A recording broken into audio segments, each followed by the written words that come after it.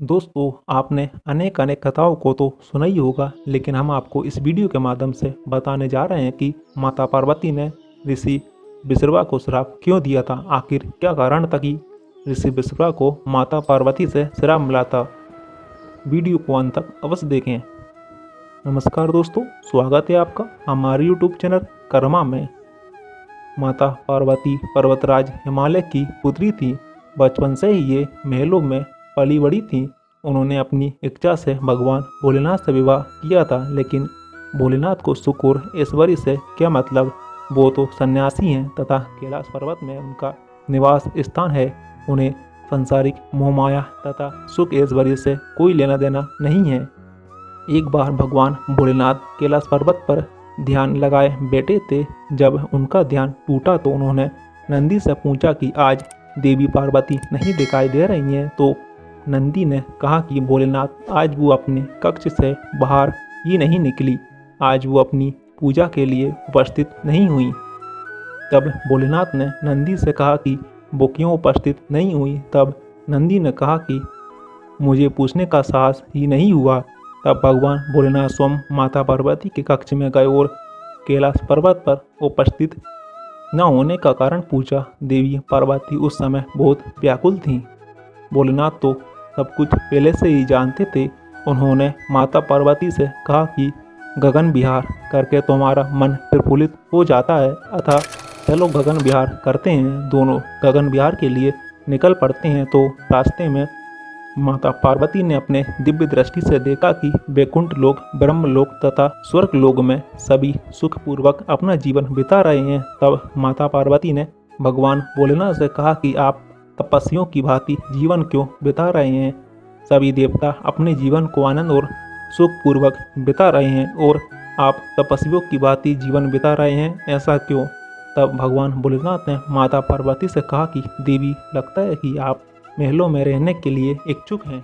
आपने क्या सोचकर हमसे विवाह किया था। हम तो बैरागी तथा सन्यासी हैं, आपके लिए ये सभी सुख सुविधाएं नहीं हैं। तब माता पार्वती के बहुत कहने पर भगवान भोलेनाथ ने स्वर्ण नगरी लंका का निर्माण किया था।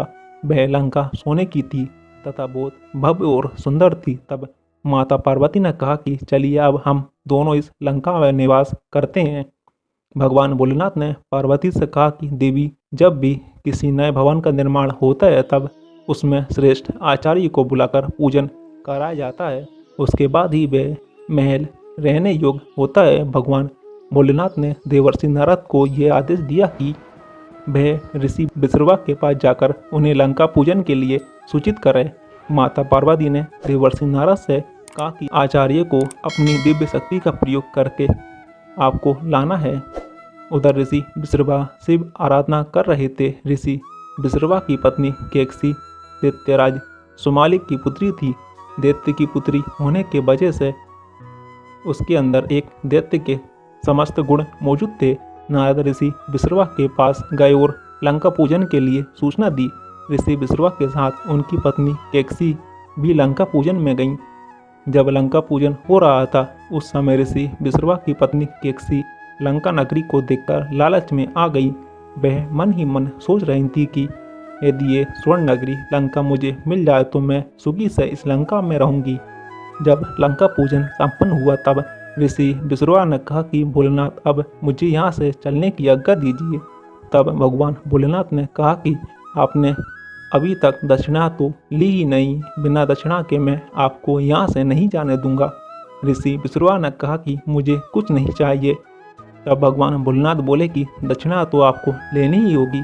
केकसी ने ऋषि विश्रवा से कहा कि दक्षिणा में आप यही लंका मांग लीजिए। तब विश्रवा ने मजबूरीवश भगवान भोलेनाथ से लंका दान में मांग ली।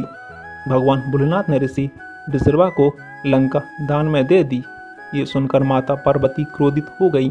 उन्होंने ऋषि विश्रवा को श्राप दिया कि हे लोभी ब्राह्मण, तूने अपनी पत्नी के कहने पर मेरी कल्पना, मेरे प्रेम इस लंका को मुझसे छीन लिया है। अतः मैं तुझे श्राप देती हूँ कि तू और तेरा वंश इस लंका का सुख भोग कर पाएगा। तेरी आंखों के ही सामने तेरे संपूर्ण वंश का सर्वनाश हो जाएगा। ये सुनकर ऋषि विश्रवा भयभीत हो गए और पत्नी केकसी को लेकर लंका से जाने लगे। तब नारद ने विश्रवा से कहा कि हे ऋषिवर, आप कहाँ जा रहे हैं? आप यहीं रहिए, प्रस्थान तो हमको करना है। तब भगवान भोलेनाथ ने कहा कि अब ये लंका नगरी एक श्रापित नगरी बन गई है, अतः हम सबको तुरंत यहाँ से प्रस्थान करना चाहिए। ये कहकर सभी देवता उस महल को छोड़कर चले गए।